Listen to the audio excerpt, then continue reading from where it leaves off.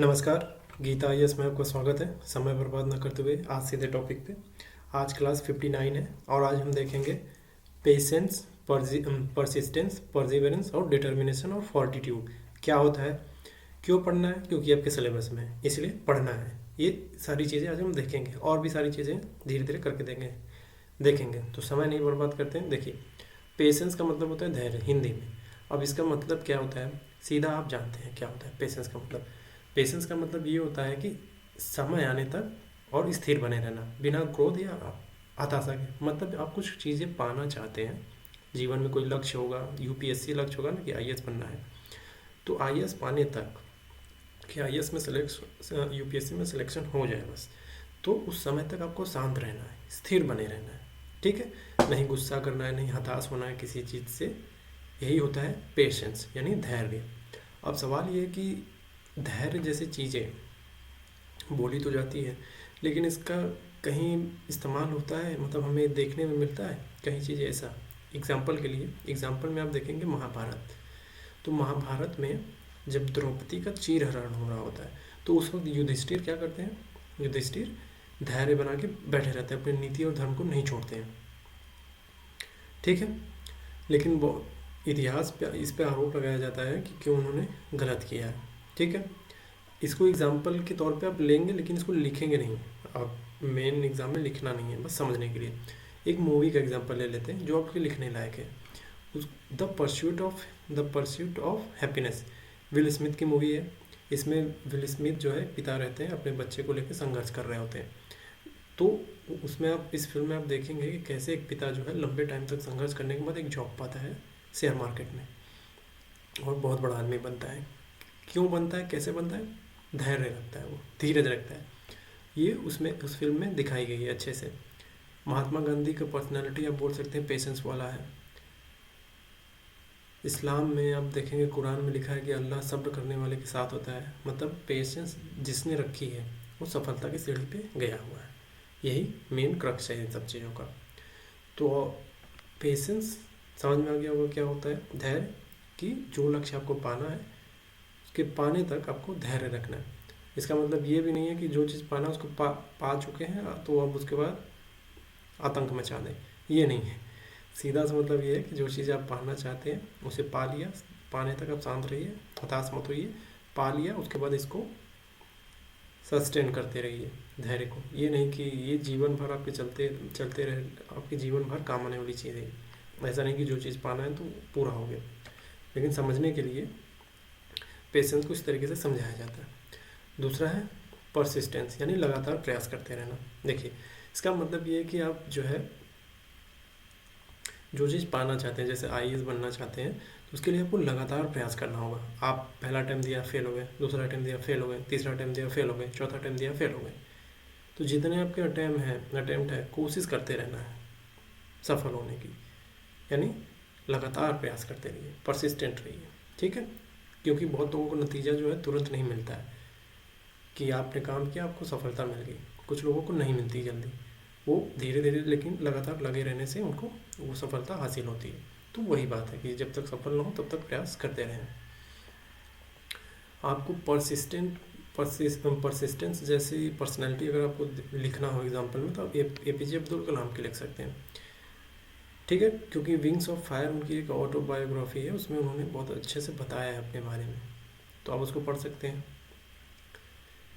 एक मूवी है लगान मूवी, जिसमें भुवन आमिर खान के किरदार में है। आमिर खान जो है भुवन के किरदार में है। तो अंग्रेज़ों को हराने के लिए वो बार बार क्या करता है, प्रयास करता है, कभी हार नहीं मानता। तो वो परसिस्टेंस है। तीसरा है परसिवरेंस यानी संकट के बीच में भी टिके रहना। देखिए, परसिवरेंस का मतलब ये होता है कि मुश्किलों के बावजूद जो है लगन के साथ लगे रहना, कितनी भी मुश्किल आ जाए। अब आपके दिमाग में कुछ कन्फ्यूज़न हो रहा होगा कि परसिस्टेंस और परसिवरेंस में अंतर क्या है। मैं बोलूँगा कि उसका इंटेंसिटी का अंतर है। परसिवरेंस जो है परसिस्टेंस का एडवांस कह सकते हैं। उस परसिवरेंस में ज़्यादा इंटेंसिटी है परसिस्टेंस से। परसिस्टेंस का मतलब होता है प्रयास करते रहिए, लेकिन परसिवरेंस का मतलब जो है थोड़ा गहरा होता है। मतलब इसमें ये होता है कि आपको बहुत सारी बाधाएं आएंगी, बहुत दर्द होगा, बहुत संकट में हो जाएंगे आप, फिर भी अपने लक्ष्य को नहीं छोड़ना है, वो होता है परसिवरेंस। परसिस्टेंस और परसिवरेंस में ये मेन डिफरेंस है। परसिस्टेंस में उतनी बाधाएं नहीं आएंगी, थोड़ी बहुत आएंगी, लेकिन परसिवरेंस में बहुत ज़्यादा बाधाएं आएंगी, उसके बाद भी आपको टूटना नहीं है, यही होता है परसिवरेंस। इसके एक बुक है मैन सर्च फॉर मीनिंग, ये बुक का नाम है। इसमें जो है जर्मनी में जब जर्मनी में हिटलर ने बहुत सारे लोगों को जो है कैंप में रखा था, तो उसमें विक्टर फ्रैंकल नाम के भी एक व्यक्ति थे, ये बुक उन्हीं ने लिखी है। तो उसमें उन्होंने दिखाया है कि कैसे उन्होंने कितनी यातनाएं झेलने के बाद भी वो टिके रहे, जिंदा बचे रहे। तो ये है विक्टर फ्रैंकल की book man search for meaning, ये परसिवरेंस का एग्जाम्पल है। और एक मूवी है सुली, अगर आपने नहीं देखी तो ज़रूर देखिए। एक विमान दुर्घटना होता है, उस समय जो है पायलट जो है साहस के साथ लोगों को कार्य करता है और यात्रियों को बचाता है। बहुत उसका लक्ष्य ये होता है कि यात्रियों को बचाना है, बहुत ज़्यादा संकट आते हैं उसके सामने। ऑब्वियस सी बात है, विमान दुर्घटना हुई तो उसके सामने बहुत ज़्यादा संकट आएंगे, लेकिन फिर भी वो लोगों को बचाने की कोशिश करता है और बचाता भी है लोगों को। एक पर्सनालिटी है हेलन केलर, ये देख नहीं सकते, बोल नहीं सकते, सुन नहीं सकते, उसके बावजूद जो है एजुकेशन इन्होंने पाई और बहुत बड़ा नाम कमाया। आप नेट पे सर्च करिएगा इनके बारे में, हेलन केलर के बारे में। हेलन केलर पर्सनालिटी है एक, तो इनका जो पर्सनालिटी है परसिवरेंस का सबसे बड़ा एग्जाम्पल है। क्यों? क्योंकि अंधे हैं, बोल नहीं सकते, सुन नहीं सकते, फिर भी वो पढ़ना समझ गए। तीसरा है डिटर्मिनेशन, यानी दृढ़ निश्चय। इसका मतलब ये होता है कि एक लक्ष्य तय किया, आप उस पर अडिग रहना, चाहे कोई भी कितना भी विरोध करे, कितना भी कठिनाई आ जाए आपके सामने, आपने एक लक्ष्य तय किया, उसके पीछे भाग रहे हैं उसको पाने के लिए। तो ये होता है डिटर्मिनेशन, यानी दृढ़ निश्चय कि मैंने तो ठान लिया कि मैं ये करके रहूँगा, उसे पाने की पूरी कोशिश करूँगा जो लक्ष्य तय किया है। तो एक लक्ष्य तय करना, उस पर अडिग रहना, चाहे कितना भी विरोध हो, कितना भी कठिनाई आए, ये होती है डिटर्मिनेशन। जैसे रानी लक्ष्मीबाई का एग्जाम्पल ले लीजिए। अब अंग्रेज़ों ने झांसी जो है उनसे छीनने की कोशिश की, तो रानी लक्ष्मीबाई का कमिट क्या था, उन्होंने क्या बोला कि मैं मर जाऊँगी लेकिन झांसी नहीं दूंगी, और उसके लिए खूब लड़ाई लड़ी। और इन्हीं के लिए बोला जाता है ना, खूब लड़ी मर्दानी, वो तो झांसी वाली रानी थी। ये डिटर्मिनेशन का एग्जाम्पल है।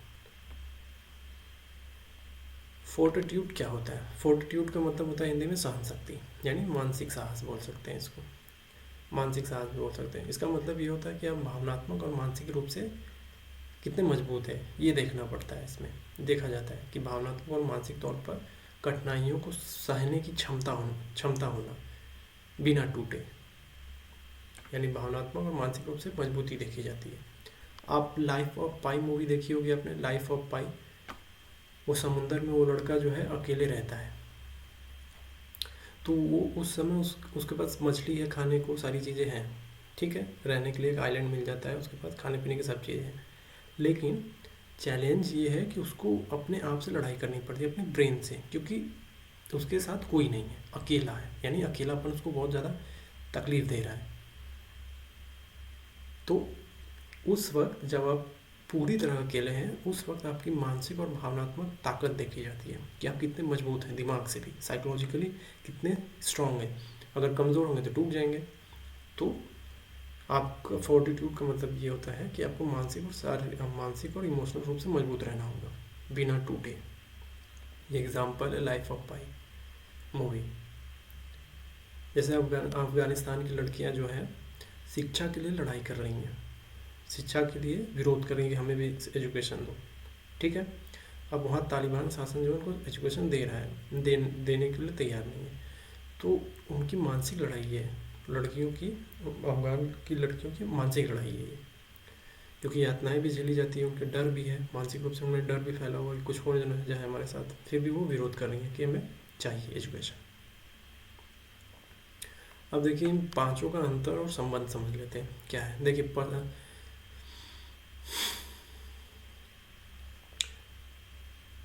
नहीं, अंतर आप खुद पढ़ लीजिएगा, अंतर और संबंध हम आगे देखेंगे, लेकिन अभी हम ये देखेंगे कि इसके प्रशासन में क्या उपयोग है। पेशेंस का प्रशासन उपयोग ये हो सकता है कि जनता की समस्याएं सुनना धीरज पूर्वक, ठीक है, और डिटर्मिनेशन में नीति निर्माण में डटे रहने के लिए। और जो फोर्टिट्यूड है वो भ्रष्टाचार, आलोचना और राजनीतिक दबाव से न घबराने के लिए हो सकता है। तो हमें ये देखना है कि patience, persistence, perseverance, determination, fortitude कैसे विकसित करें हम अपने अंदर ये सारी चीज़ें, ये सवाल है, ठीक है।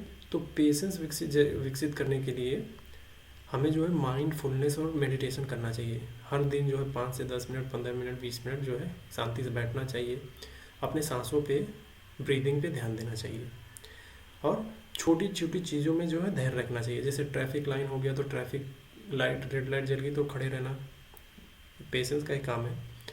लाइन में लाइन लगी हुई है लंबी तो खड़े हो जाना, बार बार धक्का मुक्की न करना, ये पेशेंस का टेस्ट है। और डिलेड ग्रेटिफिकेशन पे की आदत डालनी हो चाहिए।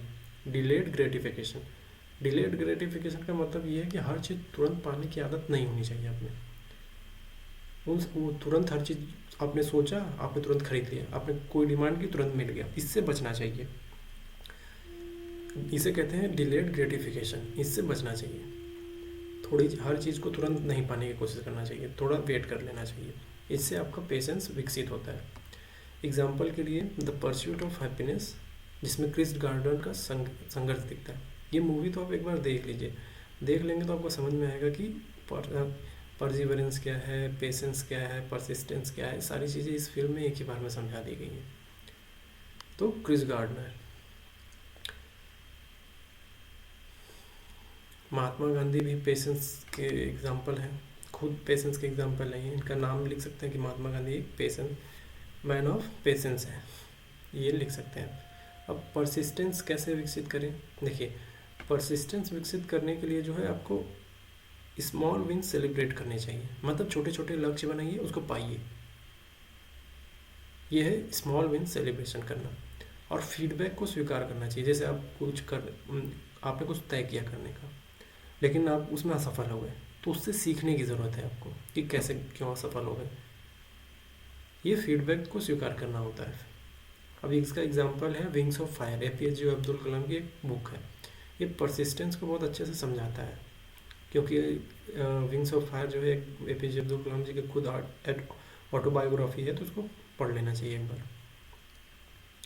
तो ये एग्जांपल है, आप बुक का एग्जांपल ले सकते हैं। अब परसिवरेंस कैसे विकसित करें? परसिवरेंस विकसित करने के लिए हमें लॉन्ग टर्म थिंकिंग अपनानी चाहिए, सेल्फ डिसिप्लिन बढ़ाना चाहिए। सेल्फ डिसिप्लिन में आपको खुद से पढ़ाई करनी है, कोई आपको फोर्स ना करे कि आप पढ़ें, आपको नियमित रूप से एक्सरसाइज करना चाहिए, ठीक है, टाइम मिले तो कर लें, इससे आपको परसिवरेंस बढ़ेगा। अब सबसे अच्छा एग्जाम्पल, सबसे सुंदर एग्जाम्पल ये है मूवी का एक, Manjhi the mountain man. Dashrath Manjhi ने अकेले पहाड़ काटा था, तो ये परसिवरेंस का सबसे सुंदर एग्जाम्पल है। अब मैंने नाम ले लिया मांझी द माउंटेन मैन, तो आप समझ गए होंगे कि पहाड़ काटना कितना धैर्य का काम है, कितना मुश्किल का काम है। और डिटर्मिनेशन यानी संकल्प शक्ति, दृढ़ शक्ति कैसे विकसित करें? अपने कमरे में ना एक विजन बोर्ड बनाइए। विजन बोर्ड आप वाइट बोर्ड लगा सकते हैं, आप पम्पलेट के द्वारा लिख सकते हैं, आप कार्डबोर्ड लगा सकते हैं। उस पर अपने लक्ष्य जो है दीवारों पे लिखिए या चित्र के माध्यम से बनाइए, रोज़ देखते रहिए उसको, जो चीज़ आप पाना चाहते हैं उसको लिख दीजिए दीवारों पे। और रोल मॉडल से प्रेरणा लीजिए, जो भी आपके रोल मॉडल हो सकता है, मलाला यूसुफजई हो, भीमराव अम्बेडकर हो, नेहरू जी हो, या फिर सरदार वल्लभ भाई पटेल हो, लाल बहादुर शास्त्री हो, कोई भी हो सकता है, नरेंद्र मोदी हो, अटल बिहारी वाजपेयी हो सकते हैं, कोई भी आपके रोल मॉडल हो सकते हैं, उनसे प्रेरणा लीजिए। एजुकेशन है तो एजुकेशन के फील्ड वालों से, पॉलिटिकल है तो पॉलिटिकल वाले फील्ड से, लेकिन आप जो है प्रशासनिक सेवा की तैयारी कर रहे हो तो प्रशासनिक सेवा जैसे अधिकारियों को केंद्र में रख के उनसे प्रेरणा लीजिए, पॉलिटिक्स में नहीं। जैसे ये डिटर्मिनेशन का एग्जाम्पल हो सकता है कि महाभारत में जो अर्जुन का किरदार, जो चिड़िया की आँख पर केंद्रित रहता है ना, उसकी आँखें, कि मुझे तो चिड़िया की आँख दिख रही है, तो ये डिटर्मिनेशन का प्रतीक है। अब सवाल है कि फोर्टिट्यूड कैसे विकसित करें? फोर्टिट्यूड विकसित करने के लिए हमें रेजिलियंस का अभ्यास करना होना चाहिए। यानी विफलताओं को जब हम असफल होते हैं तो उसको मानसिक रूप से सहने की क्षमता होनी चाहिए, अभ्यास करना चाहिए, उसका प्रैक्टिस करना चाहिए। अगर हम हार गए तो हमको हताश होकर बैठना नहीं है, ठीक है हम फेल हो गए कोई बात नहीं, उसको स्वीकार करने का अभ्यास होना चाहिए, प्रैक्टिस होनी चाहिए। और आपको ज़्यादातर स्पिरिचुअल थिंकिंग से जुड़ना चाहिए, जिस भी धर्म को आप मानते हैं उस धर्म से जुड़ना चाहिए। आपकी इनर शक्ति जो मानसिक शक्ति है वो मजबूत होती है। जैसे भगवत गीता, बौद्ध सूत्रों का अभ्यास करना आप कर सकते हैं, जिस भी धर्म को मानते हो उस धर्म का स्पिरिचुअल थिंकिंग को थोड़ा सा पढ़ें, समझें, क्योंकि विरासत है लंबे टाइम का, इस तरीके से तुरंत निगलेक्ट कर देना ठीक नहीं है। बुद्ध इसके सबसे अच्छे एग्जाम्पल है फोर्टिट्यूड के, कि उन्होंने बड़ा लंबा संघर्ष किया, बहुत ज़्यादा कठिनाइयाँ झेली, तो ये फोर्टिट्यूड है। उन्होंने तब किया था बैठे बैठे खा ऐसे आँख बंद करके।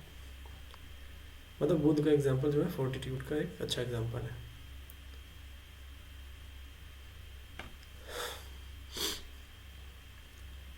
ये धार्मिक कोटेशन बहुत सारे लिखे हैं, रिलीजियस कोटेशन आप देख लीजिएगा। जैसे स्थिर प्रज्ञ के बारे में है गीता में, गुरु नानक जी ने क्या बोला, ईसा मसीह ने क्या बोला, इस्लाम में क्या है, सब्र पेशेंस के बारे में क्या लिखा है, सब है। यानी इस्लाम में सब्र को, पेशेंस को अल्लाह का सबसे प्रिय गुण माना गया है। और गीता में स्थित प्रज्ञ पुरुष सुख दुख में एक समान रहता है। स्थित प्रज्ञ जो पेशेंस वाला आदमी है। तो अब हमें ये देखना है कि पेशेंस, परसिस्टेंस, परसिवरेंस, डिटर्मिनेशन और फोर्टिट्यूड का हमको एनालिटिकल पार्ट देखना है। मैं हमेशा बोलता हूँ कि एनालिसिस तो आपको खुद करना चाहिए, लेकिन मैं एनालिसिस वाला पार्ट हमेशा ये यूट्यूब पे जो सीरीज़ चल रही है पूरे इथिक्स का, पूरा सिलेबस के अकॉर्डिंग कराएंगे, पूरा कराएंगे, और इसमें सारी चीज़ें एक साथ बता देंगे। जिसको लगेगा कि यार ये तो फ्री में मिल रहा है तो क्या देखें इसको, तो वो अपना नुकसान कर लेगा। सारी चीज़ें अच्छे से समझाई गई हैं इसमें, जो PDF है वो भी अच्छे से एक्सप्लेन किया गया है, अच्छे से सारी चीज़ें एग्जाम्पल के साथ। तो समझते हैं इसका एनालिटिकल पार्ट। पहले तो perseverance, patience, persistence, perseverance, determination, fortitude, ये कोर फाउंडेशन है। आपकी इमोशनल स्ट्रेंथ और विल पावर से ये जुड़ता है। इसका जो है, इनका विकास जो है व्यक्ति की सेल्फ रेगुलेशन, गोल ओरिएंटेशन और स्ट्रेस टॉलरेंस को अच्छा करता है, बेहतर करता है। ये सारी चीज़ें अगर किसी व्यक्ति में है तो पेशेंस का इमोशनल बेस इमोशनल रेगुलेशन है। इसका उद्देश्य क्रोध और अधीरता पर नियंत्रण पाना होता है। और परसिस्टेंस का इमोशनल बेस होता है मोटिवेशन, और इसका उद्देश्य होता है बार बार प्रयास करना। परसिवरेंस का इमोशनल बेस होता है सेल्फ डिसिप्लिन, और उसका उद्देश्य होता है लंबी अवधि तक दृढ़ बने रहना। और डिटर्मिनेशन का इमोशनल बेस होता है गोल की क्लैरिटी होना, जो चीज़ आप पाना चाहते हैं, और इसका उद्देश्य होता है स्पष्टता के साथ लगन होनी चाहिए आप में। और फोर्टिट्यूड का इमोशनल बेस होता है रेजिलियंस, यानी इसका उद्देश्य होता है मानसिक मजबूती। दूसरा एनालिटिकल पार्ट इसका होगा साइकोलॉजिकली। ये जो पांचों चीज़ें हैं, जो patience, perseverance, persistence, determination, fortitude है, वो cognitive control, intrinsic motivation, behavioural condition, इन सब में काम आता है। जैसे धैर्य, दृढ़ता, मानसिक संतुलन, ये आपके ब्रेन के प्री फ्रंटल कॉर्टेक्स का हिस्सा होता है, यानी प्री फ्रंटल कॉर्टेक्स से नियंत्रित होता है। और ये सभी गुण जो है इनर मोटिवेशन से पैदा होते हैं, बाहरी पुरस्कारों से नहीं। तो बार बार कठिन परिस्थितियों का सामना करने से ये गुण विकसित हो जाएंगे आप में। ठीक है। अब देखिए, एक स्टैनफोर्ड यूनिवर्सिटी के वॉल्टर मिशेल थे, स्टैनफोर्ड यूनिवर्सिटी से। उन्होंने एक रिसर्च का रेफरेंस दिया है। उन्होंने एक एक्सपेरिमेंट किया कि जो डिलेड ग्रेटिफिकेशन का प्रैक्टिस करते हैं वो जीवन में काफ़ी सफल होते हैं, और इस एक्सपेरिमेंट को बोला गया है मार्शमैलो एक्सपेरिमेंट। अब इसको नेट पे सर्च करके आप किसी तरीके से मार्शमैलो एक्सपेरिमेंट पढ़ेंगे अपने से, थोड़ा सा देखिए क्या है मार्शमैलो एक्सपेरिमेंट।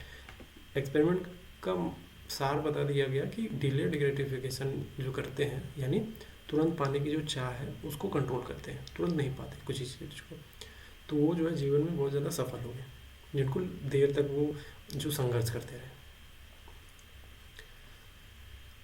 अब इन सब का जो परसिस्टेंस है, परसिवरेंस है, पेशेंस है, डिटर्मिनेशन है, फोर्टिट्यूड है, उन सबका इंटरलिंक एक एग्जांपल से करते हैं। मान लीजिए एक यूपीएससी का अभ्यर्थी है, ठीक है। पहले वो धैर्य रखता है, परीक्षा की लंबी प्रक्रिया में रहता है, फिर परसिस्टेंस दिखाता है, बार बार प्रयास करता है, फिर परसिवरेंस से वो कठिन सिलेबस को लगातार पढ़ता है, फिर डिटर्मिनेशन से वह डिस्ट्रैक्शन से बचकर पढ़ाई करता है, और अंत में फोर्टिट्यूड से मानसिक थकावट, असफलता, दबाव को सहता है। ये सभी गुण जो है क्रमिक रूप से एक दूसरे के सहयोग देते हैं। तो इसका मतलब ये है कि एक यूपीएससी का एस्पिरेंट इन सभी चीज़ों से लड़ता जूझता जाके आखिरी में जब लगा रहता है लगातार, तो वो सफल हो जाता है, ठीक है, पूरी ईमानदारी के साथ। तो प्रशासनिक दृष्टिकोण से अगर हम देखें तो इसका क्या होगा विश्लेषण पार्ट में, तो पेशेंस का होगा नागरिकों की समस्याओं को सुनना, समय लेकर डिसीजन लेना।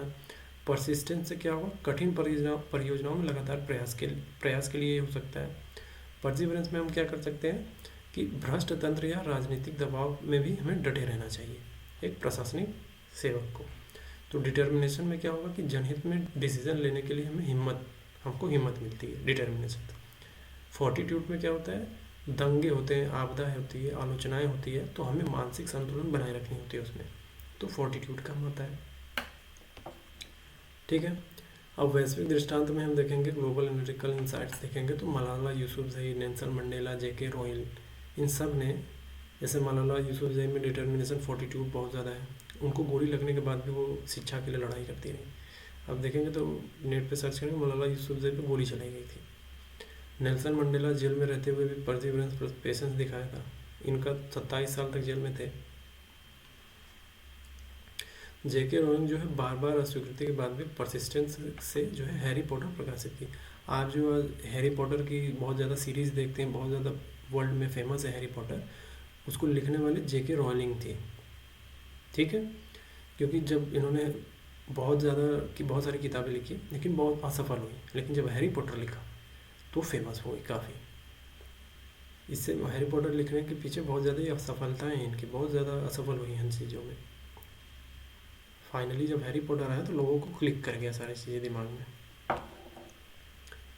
तो हैरी पॉटर फेमस हो गया, एक कॉमिक के रूप में आया, और अभी भी देखेंगे हैरी पॉटर की सीरीज़ बनती रहती है। तो हम ये बोलेंगे कि ये जो पांचों गुण हैं ये मानव व्यवहार की स्टेबिलिटी, उनके जो मोरल स्टेबिलिटी है उनमें, और सोशल सर्विस में काफ़ी भूमिका निभाती है। ये हर क्षेत्र में काम आते हैं, ये सारी चीज़ें केवल ये नहीं कि प्रशासनिक सेवा में काम आएंगे, हर जगह काम आते हैं, प्रशासन में, शिक्षा में, चिकित्सा में, मीडिया में, डिप्लोमेसी में, सब जगह। अब ये मैंने इसका कंपैरिजन चार्ट दिया हुआ है, अब देखेंगे पीडीएफ में, ये जो पीडीएफ है इसमें कंपैरिजन चार्ट है, patience versus perseverance versus persistence versus perseverance versus determination versus fortitude, सब दिया हुआ है। अब मैं इसको बढ़ाऊँगा नहीं, यहाँ पे आपको खुद देख लेना है, सारी चीज़ें एक जगह कर दी गई हैं छोटे में, ताकि समझ पाए आप, ठीक है। तो अब हम ये समझते हैं कि कमिटमेंट क्या होता है, सीधा प्रतिबद्धता पे आते हैं। देखिए, कमिटमेंट का मतलब ये है कि आपके जो जीवन में कोई उद्देश्य होगा, आपकी कोई ड्यूटी होगी, आप कोई वैल्यूज़ जो है मानते होंगे, ठीक है। तो आपका जो उद्देश्य है, आपका जो कर्तव्य, जिस वैल्यू को आप मानते हैं, उसको पूरी ईमानदारी और दृढ़ता के साथ उसके साथ जुड़े रहना, चाहे कितनी भी कठिनाई आ जाए, इसी को बोलते हैं कमिटमेंट। समझ में आसान भाषा में समझिए, मान लीजिए जब कोई व्यक्ति जो है किसी काम को जो है अच्छे से करे, या एक बार फिर से समझते हैं। देखिए, मान लीजिए कोई इंसान जो है किसी काम के प्रति प्रतिबद्ध है, किसी विचार के प्रति जो प्रतिबद्ध है, किसी सिद्धांत के प्रति प्रतिबद्ध है, यानी पूरे मन से जुड़ जाता है उससे, और उसे पूरा करने के लिए पूरी हर हाल में कोशिश करता है, उसको कहते हैं कमिटमेंट। आप अपना एग्जांपल ले लीजिए, आपको यूपीएससी में सेलेक्ट होकर आईएएस, यूपीएससी क्रैक करके आपको आईएएस बनना है, ठीक है, और आप पूरी हर हाल में आपके सामने कितनी भी कठिनाई आ रही है, आप पूरी ताकत लगा रहे हैं उसके लिए, क्योंकि आप प्रतिबद्ध हैं, कमिटमेंट किया हुआ आपने, मुझे आईएएस बनना है, तो हर हाल में आप कोशिश कर रहे हैं, तो यही कमिटमेंट होती है। अब इसके बहुत सारे टाइप्स हैं, हम आगे देखेंगे। अब कमिटमेंट वाले व्यक्तियों को किन किन को बोलेंगे? महात्मा गांधी बहुत कमिटेड थे कि मुझे देश को आज़ाद कराना ही कराना है। अब्राहम लिंकन भी बहुत कमिटेड थे कि मुझे अमेरिका से स्लेवरी ख़त्म करनी है। और आपने एक मूवी देखी होगी चक दे इंडिया, उसमें कबीर खान का किरदार, शाहरुख खान जो है कबीर खान के किरदार में रहते हैं। तो कबीर खान का उद्देश्य क्या रहता है कि वुमेन्स हॉकी टीम को वर्ल्ड चैंपियन बना के रहूँगा, कुछ भी हो जाए ताकत लगा दूंगा पूरी। तो कमिटमेंट। अब ये कमिटमेंट जो है रिलीजियस टेक्स्ट में भी देखने को मिलता है। जैसे भगवत गीता का 3रा अध्याय है, उसमें 8वां श्लोक है, उसमें कहा गया ना कि कर्म करना ही तुम्हारा धर्म है, निष्काम भाव से कर्म करो। तो यहाँ पे जो है कर्म के प्रति कमिटमेंट है, ये कर्म करना है आपको।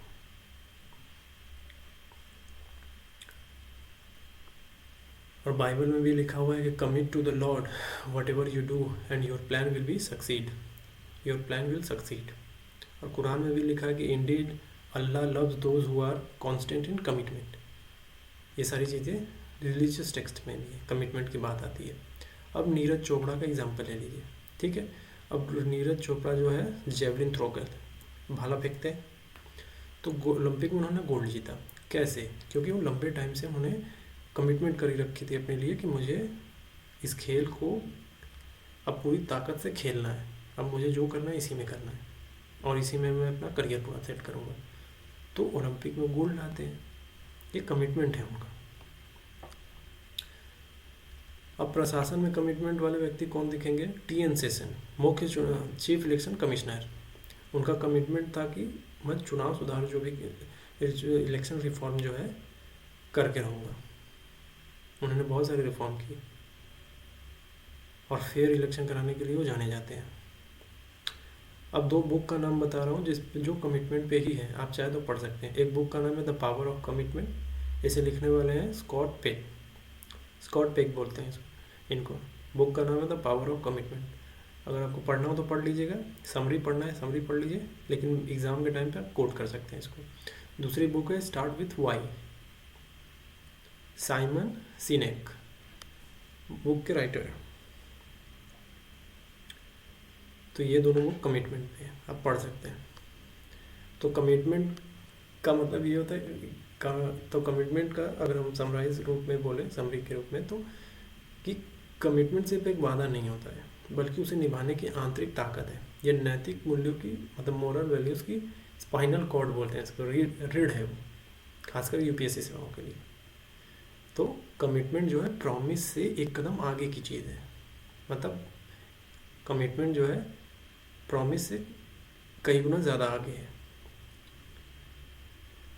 अगर हम ये सर्कल बनाएंगे कमिटमेंट का, तो प्रॉमिस इसमें बस ये आएगा, ये मतलब कमिटमेंट सबको समेट लेगा।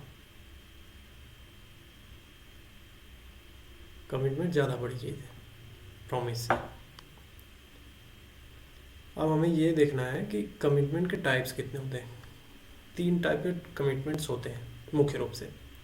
पहला होता है इंडिविजुअल कमिटमेंट, दूसरा होता है सोशल कमिटमेंट, तीसरा होता है कमर्शियल कमिटमेंट, यानी व्यक्तिगत प्रतिबद्धता, सामाजिक प्रतिबद्धता और व्यावसायिक प्रतिबद्धता।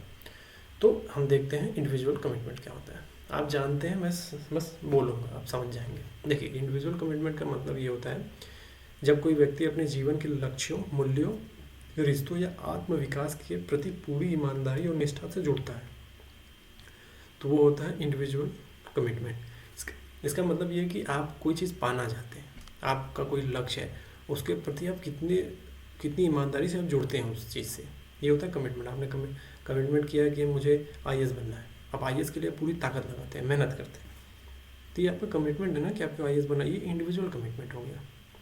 जैसे फिल्म है एक तारे ज़मीन पर, उसमें आमिर खान का कमिटमेंट क्या रहता है कि जो कमज़ोर बच्चे हैं मैं उनको बेहतर करूँगा।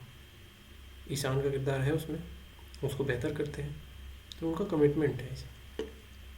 और महात्मा गांधी का कमिटमेंट क्या रहता है कि सत्य और अहिंसा पर टिके रहेंगे, चाहे भले कोई टिके ना टिके, हम टिके रहेंगे। ये होता है इंडिविजुअल कमिटमेंट, कोई माने चाहे ना माने, हम टिके रहेंगे।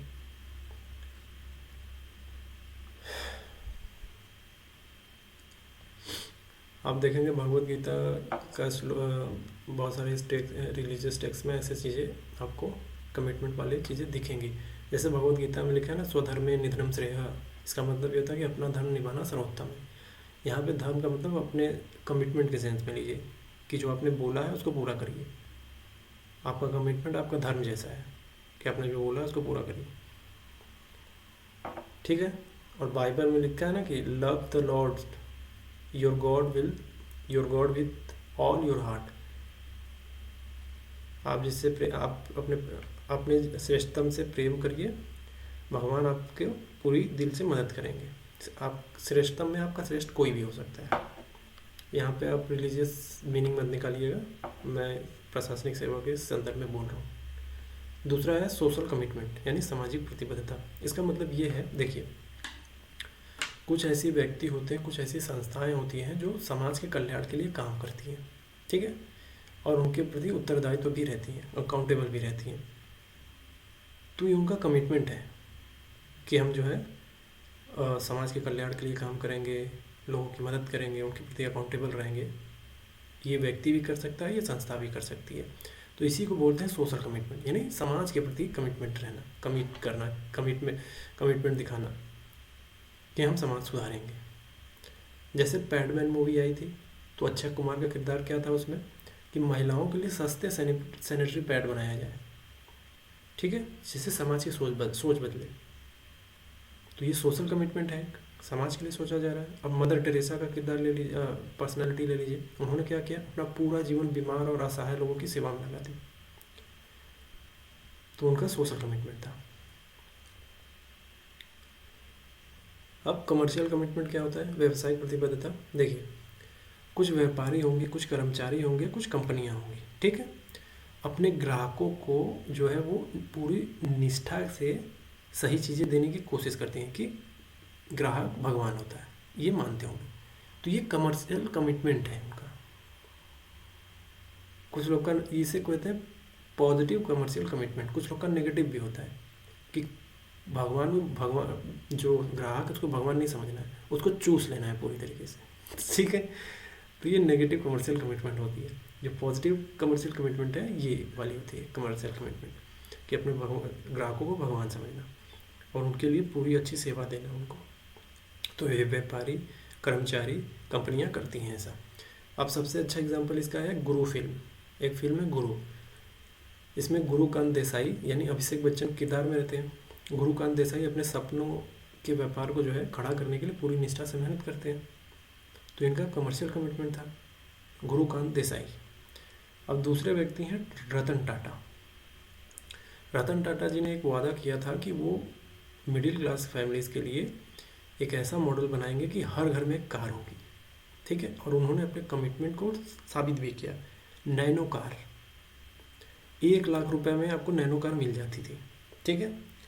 हालांकि वो फेल क्यों हुआ, जो उन्होंने नैनो कार लेकर आई थी, टाटा नैनो जिसको बोलते हैं, नैनो कार, उसका माइलेज बढ़िया, इंजन बढ़िया, सारी चीज़ें बेहतर, उसके ऊपर एक टैग ये लग गया था कि ये गरीबों की कार है, सब कुछ बेहतर था, कार ज़बरदस्त थी। अब ये कहना कि कार कहीं टकरा गई और चकनाचूर हो जाती है पूरी तरीके से, तो ये तो इस लेवल पे ख़राब है। एक्सीडेंट बहुत सारे ट्रकों का होता है, वो भी कबाड़ हो जाते हैं पूरी तरीके से।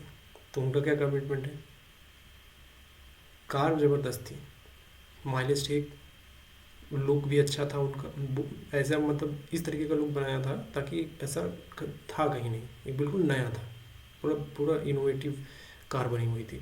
इंजन मस्त, सारी चीज़ें ठीक थी, सब चीज़ ठीक थी, लेकिन क्या टैग लगा उस पर कि ये गरीबों की कार है।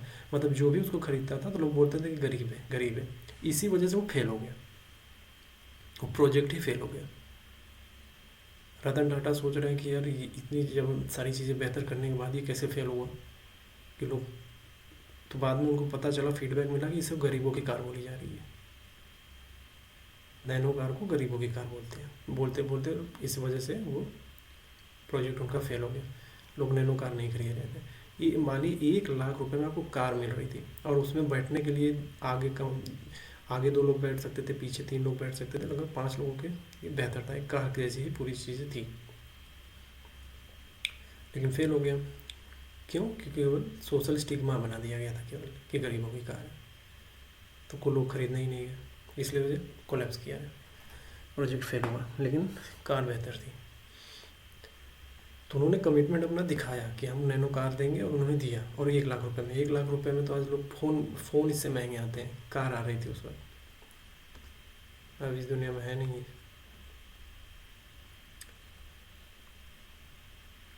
अब अब्राहम लिंकन का कोटेशन है, भगवत गीता का कोटेशन है, आप पढ़ सकते हैं। भगवत गीता का कोटेशन है, कर्मण्येवाधिकारस्ते मा फलेषु कदाचन, कर्म करो फल की चिंता मत करो, कमिटमेंट का एग्जाम्पल है। अब्राहम लिंकन का भी ये कमिटमेंट वाला एग्जाम्पल कि commitment is what transform a promise into reality, आप पढ़ सकते हैं इसको लिखने के लिए। अब कमिटमेंट इन सिविल सर्विसेज, मतलब आप सिविल सर्विसेज में जो कमिटमेंट है उसकी वो सारी चीज़ें देखनी है हमें कि सिविल सर्विसेज में कमिटमेंट का क्या मतलब होता है। अगर हम कमिटमेंट करते हैं सिविल सर्विसेज में तो उसका क्या मतलब है। संविधान और कमिटमेंट, संविधान के प्रति कमिटेड होना एक सिविल सर्वेंट को, इससे होता क्या है, इससे कॉन्स्टिट्यूशनल मोरालिटी बनती है। तो जो सिविल सर्वेंट होते हैं उन्हें संविधान के प्रति शपथ लेना होता है, न कि किसी पॉलिटिकल पार्टी के खिलाफ के लिए।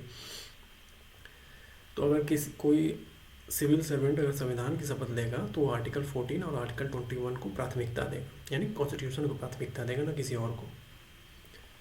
सेकुलरिज्म और कमिटमेंट, एक सिविल सर्वेंट को जो धर्म, जाति, भाषा से ऊपर उठकर निष्पक्ष सर्विस देनी होती है। इसका सबसे अच्छा एग्जांपल है न्यूटन मूवी है राजकुमार राव की। ये एक चुनाव अधिकारी होता है, जंगलों में जो है निष्पक्ष चुनाव कराने का ये दृढ़ संकल्पित रहता है। नक्सली क्षेत्र होने के बावजूद भी ये उस एरिया में जाता है राजकुमार राव, और ये सेकुलरिज्म और डेमोक्रेसी की रक्षा करने के लिए ये एकदम इम्पार्शियल चुनाव कराने का पूरी प्रयास करता है। इस फिल्म में दिखाया गया है। तो कुछ सिविल सर्वेंट को ऐसा होना चाहिए, इस तरीके का कमिटमेंट होना चाहिए। फ्रीडम ऑफ इक्वल ट्रीटमेंट होना चाहिए सिविल सर्वेंट के द्वारा जनता के प्रति। इसका मतलब ये है कि आज़ादी और गरिमा के साथ आम जनता के साथ व्यवहार करना चाहिए। वो किसी भी पृष्ठभूमि का हो, अमीर हो, गरीब हो, किसी भी पृष्ठभूमि से आए, उसको सम्मानपूर्वक उससे बात करें, उसकी समस्याएं सुने। ठीक है। इसका सबसे अच्छा एग्जाम्पल है, एक बुक है इंडिया आफ्टर गांधी, ये रामचंद्र गुहा जी ने लिखी है। आप पढ़ेंगे तो उसमें समझ में आएगा।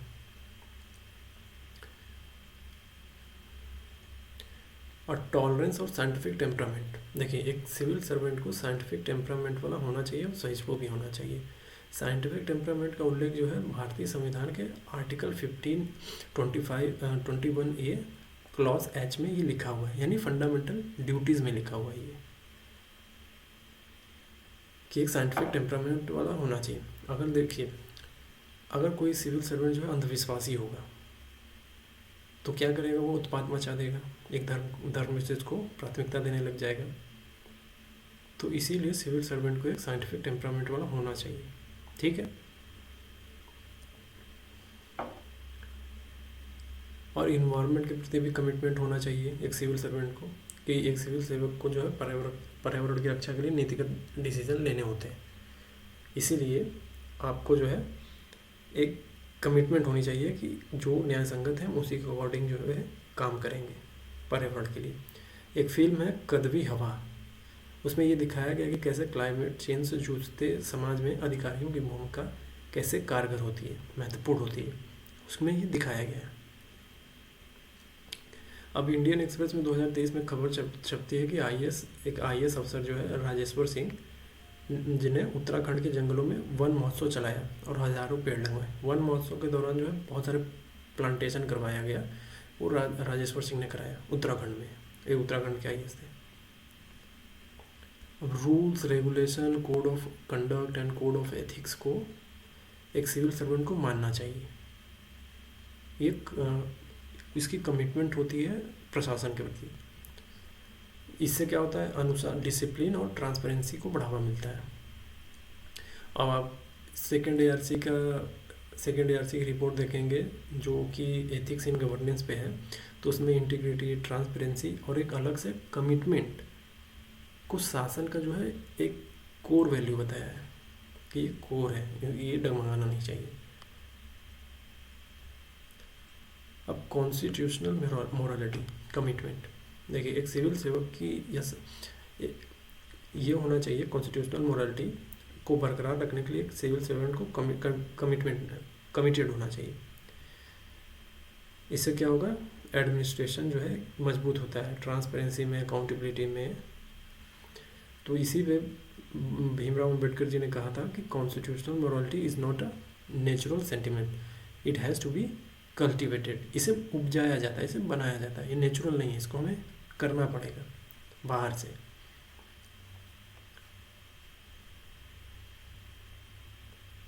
अब ये रिलीजियस कोटेशन है बहुत सारे, भगवत गीता में ईसा मसीह ने क्या कहा है, गुरु नानक जी ने क्या कहा है, हजरत मोहम्मद ने क्या कहा है, ये आप पढ़ लेंगे, ये मैं पढ़ाऊँगा नहीं। तो बार बार एक ही चीज़ जो लिखा उसको पढ़ने से क्या मतलब, समझाने वाली चीज़ें समझा दी जाएंगी। तो कमिटमेंट ऑफ सिविल सर्विस एक जीवन वैल्यू है, जीवन मूल्य है, जो देश संविधान की रक्षा और जनहित को सर्वोच्च मानता है, ये इसलिए होना चाहिए। अब हमको कमिटमेंट ऑफ सिविल सर्विसेज का एनालिटिकल पार्ट देखना। मैं हमेशा बोलता हूँ एनालिसिस तो खुद करना चाहिए, लेकिन फिर भी एक बार तो करना ही है पूरा बताना। तो सिद्धांत और व्यवहार में अंतर होता है कमिटमेंट का। देखिए सिविल सर्विसेज में जो है कमिटमेंट का आदर्श रूप संविधान, कानून, नैतिकता पर आधारित होगा, ठीक है। लेकिन व्यवहार में कई बार जो है व्यक्तिगत दबाव और राजनीतिक हस्तक्षेप और भ्रष्टाचार के कारण प्रभावित हो जाता है। ये थियोरेटिकली कमिटमेंट और प्रैक्टिकली कमिटमेंट के बीच एक अंतर होता है। अब इसका विश्लेषण पार्ट ये है कि एक मजबूत कमिटमेंट तभी प्रभावी होती है जब व्यक्तिगत स्वार्थ से ऊपर उठकर कर्तव्य निभाया जाए, ठीक है। एथिकल डिलेमा में सही चुनाव करने के लिए सिविल सेवकों को प्रशिक्षण और आंतरिक प्रेरणा दोनों चाहिए। ये इसका एनालिटिकल पार्ट है, क्योंकि थ्योरेटिकल कमिटमेंट और प्रैक्टिकल कमिटमेंट में ज़मीन आसमान का फ़र्क हो जाता है, इसलिए विश्लेषण पार्ट हमें समझना ज़रूरी है। और संवैधानिक मूल्यों का पालन और सामाजिक विविधता को ध्यान में रखते हुए हमें कमिटमेंट को समझना है, ये एनालिटिकल पार्ट। यानी कमिटमेंट में जो है संविधान की मूल भावना समानता, स्वतंत्रता, न्याय और धर्मनिरपेक्षता का पालन जरूरी है कमिटमेंट में। लेकिन भारतीय समाज की विविधता, जाति, धर्म, भाषा और सांस्कृतिक विभिन्नता इसे चुनौती दे देती है, ठीक है। विश्लेषण पार्ट क्या है इसका, ये है कि सामाजिक विविधता के बीच जो है निष्पक्षता बनाए रखना प्रशासन के लिए चुनौतीपूर्ण हो जाता है। तो विविधता में समरसता के लिए सिविल सेवकों की कमिटमेंट महत्वपूर्ण होती है, इसलिए कमिटेड होना चाहिए एक सिविल सर्वेंट को, क्योंकि डाइवर्सिटी बहुत है, चुनौतियाँ बहुत हैं। इसलिए अगर सिविल सर्वेंट कमिटेड नहीं होगा सबको साथ लेकर चलने के लिए, तो प्रशासन में दिक्कत हो जाएगी, यानी अफरा तफरी मच जाएगी एक। वैज्ञानिक दृष्टिकोण और तर्कशीलता, देखिए सिविल सर्वेंट का कमिटमेंट केवल भावनात्मक नहीं होना चाहिए, बल्कि तार्किक और वैज्ञानिक सोच पर आधारित होना चाहिए, ताकि नीतियाँ प्रभावी हो सके। तो इसका विश्लेषण पार्ट ये है कि साइंटिफिक टेम्परामेंट का अभाव अंधविश्वास और गैर वैज्ञानिक सोच को बढ़ावा देगा, जिससे नीतियों का प्रभावशीलता कम हो जाएगी। Rules, code of conduct, code of ethics की प्रतिबद्धता, यानी कमिटमेंट का मतलब केवल नियमों का पालन नहीं, बल्कि कोड ऑफ कंडक्ट को आत्मसात कर उसे व्यवहार में लाना भी है। मतलब नियम बना दिए किताब में, आपने सुन लिया, पढ़ लिया, हो गया, नहीं, उसको आत्मसात करिए, उसको व्यवहार में लाइए, ये बोल रहे हैं। तो विश्लेषणात्मक पार्ट ये है इसका कि नियमों का कड़ाई से पालन करने से प्रशासन में पारदर्शिता और जवाबदेही बढ़ती है, जब आप उसे आत्मसात कर लेते हैं, ठीक है। तो कई बार नियमों की जटिलता और प्रक्रियाओं की गति धीमी गति कमिटमेंट को प्रभावित कर देती है, मतलब ख़राब कर देती है। बहुत ज़्यादा कॉम्प्लेक्स नियम रूल बने हुए हैं, प्रोसेस बहुत लंबा है, धीमी गति से चल रहा है, तो जो कमिटमेंट है आपका वो डिक्लाइन कर जाएगा। पर्यावरण का संरक्षण और सामाजिक जिम्मेदारी, तो पर्यावरण के प्रति प्रतिबद्धता आधुनिक प्रशासन की अनिवार्य जिम्मेदारी है, सीधी सी बात है। और विश्लेषणात्मक पार्ट देखेंगे तो पर्यावरण संरक्षण से जुड़ी नीतियों में सिविल सेवकों की प्रतिबद्धता से ही सतत विकास संभव। अगर क्लाइमेट चेंज आज की हकीकत है, अगर इसको ध्यान में रख के सिविल सर्वेंट जो है बेहतर तरीके से काम नहीं करेगा, निष्पक्ष नहीं होगा, कमिटमेंट नहीं दिखाएगा, इसके प्रति दिक्कत होगी। और धार्मिक और सांस्कृतिक मूल्यों के साथ तालमेल बिठाना। जैसे सिविल सर्विसेज की कमिटमेंट धार्मिक और सांस्कृतिक विविधता के बीच संतुलन बनाना भी है। अगर कमिटमेंट है तो संतुलन लेके चलना पड़ेगा, यानी संतुलन का कमिटमेंट होना चाहिए उसका। इसका विश्लेषणात्मक पार्ट यह है कि धार्मिक और सांस्कृतिक मूल्यों का सम्मान करते हुए प्रशासन को निष्पक्ष और समावेशी नीतियाँ बनानी चाहिए। यानी आर्टिकल 25 से लेकर 28 तक जो लिखा हुआ और प्रियम्बर में जो लिखा हुआ है धर्मनिरपेक्षता, उसको ध्यान में रखते हुए नीतियाँ बनानी चाहिए। एक वर्ग को खुश करने के लिए नीतियाँ बनेगी तो दिक्कत होगा। आर्थिक और राजनीतिक दबाव के बीच भी कमिटमेंट की परीक्षा हो जाती है। देखिए, सिविल सर्विसों को अक्सर जो है राजनीतिक और आर्थिक दबाव का सामना करना पड़ता है। तो इसका विश्लेषणात्मक पार्ट ये है कि इन दबावों के बीच अपना कर्तव्य निभाना कमिटमेंट की वास्तविक परीक्षा होती है। आपने कुछ कमिटमेंट किया है समाज के प्रति या संविधान के प्रति, तो उसकी परीक्षा हो जाती है कि आप संविधान के प्रति कमिटेड है या फिर किसी जो दबाव डाल रहा है उसके प्रति। तो भ्रष्टाचार और भेदभाव से लड़ने के लिए भी आंतरिक नैतिकता और सामाजिक समर्थन जरूरी होता है। कमिटमेंट होना चाहिए। तो समराइज कर देंगे इसको, तो ये बोलेंगे कि कमिटमेंट ऑफ सिविल सर्विसेज केवल एक आदर्श नहीं है, बल्कि एक जटिल सामाजिक, राजनीतिक, नैतिक प्रक्रिया है। इसकी सफलता व्यक्तिगत निष्ठा, संस्थागत समर्थन, सामाजिक परिप्रेक्ष्य और कानून के सही पालन पर निर्भर करती है। इसके बिना प्रशासनिक कार्यप्रणाली प्रभावहीन और भ्रष्ट हो सकती है। तो समझना है कमिटमेंट कितना ज़रूरी है। इंडिविजुअल कमिटमेंट, सोशल कमिटमेंट, ये तीनों चीज़ें आपने पढ़ी ऊपर। तो कमिटमेंट का बहुत बड़ा रोल है। ठीक है, तो आज के लिए इतना ही।